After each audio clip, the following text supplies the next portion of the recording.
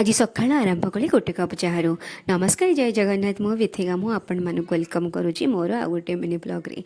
आहा परे बहित झील मैंने बापा घरे आसिले टी अधिक अलसुआ हो जाती, तो से अलसुआ को मारे मु पलैली फुल तोड़ापी। आमर कुंतुरी बाड़ी, तो फूल तोला तोली होगी आसिक देखिली जे भाउज मोर रोषे करुँच छुंक पकईकी शाग भजा। आई शाग आसी से कुंदुरी क्षेत्रु। कुंदुरी क्षेत्र गछ मूल छोट छोट जो पानी पड़े से आम ये शाग तोलिक आनी। तो भाउजों शाग भजा देखिकी मो लोभ संभाली पार्लिनी। शीघ्र शीघ्र गाधेकी पूजा सारिक आसिली, खाଇବା पीवा सारिदेली। खाइबार एत मग्न थी मो भिडियो कर पार्लिनी। तापर दीपहरे मो भौणी जामुकोली को चकोड़ूला ताकू खाइली, ता सहित गोटे पिजुली खाइली।